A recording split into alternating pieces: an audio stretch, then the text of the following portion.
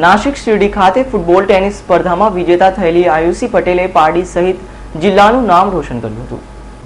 પારડી તાલુકાની સરોદી ગામની હાલ પારડી બાલદા રેસિડેન્સી ખાતે રહેતી આયુષી એમ પટેલ, જેણે ગત 27 જૂનથી 29 જૂનના રોજ મહારાષ્ટ્ર જિલ્લાના શિરડી ખાતે ફૂટબોલ ટેનિસ સ્પર્ધા 2015માં સિનિયર સિંગલ ઇવેન્ટમાં ગયા વર્ષની વિજેતા દિલ્હીની ખેલાડીને ફાઇનલમાં હરાવી ગોલ્ડ મેડલ પ્રાપ્ત કર્યો અને સાથે બેસ્ટ પ્લેયરનો ખિતાબ હાંસલ કર્યો હતો, જેનો શ્રેય તેના માતા પિતા અને કોચ અશોક એન ટંડેલના માર્ગદર્શન હેઠળ આ ખિતાબ હાંસલ કર્યો હતો. કોચ તથા પરિવારજનો તરફથી અભિનંદન પાઠવ્યા હતા.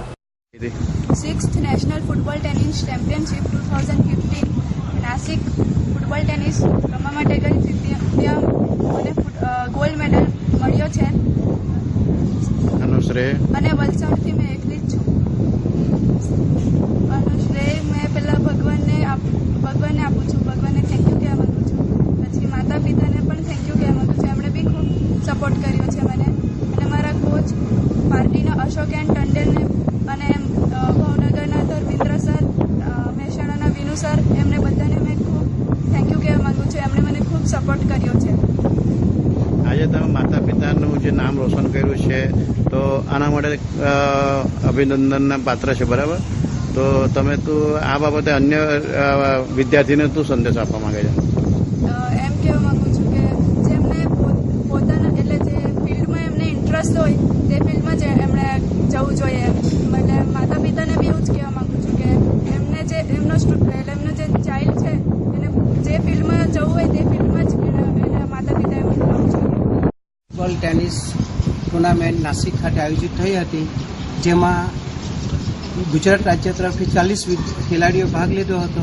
એમાં માત્ર એક આયુષી પટેલે જ વલસાડ જિલ્લામાંથી ભાગ લીધો છે અને ગયા વર્ષે જે દિલ્હીની ચેમ્પિયન છોકરી હતી એની સાથે ફાઇનલ મુકાબલો થયો હતો અને કટોકટીના જબરજસ્ત મુકાબલો થયો હતો અને આખરે આપણે વલસાડ જિલ્લાની આયુષી એમ પટેલ જ્યારે ફાઇનલ વિજેતા થઈ આપણા ગુજરાત રાજ્ય માટે, વલસાડ જિલ્લા માટે અને પારડીના માટે ગોલ્ડ મેડલ પ્રાપ્ત કર્યો છે.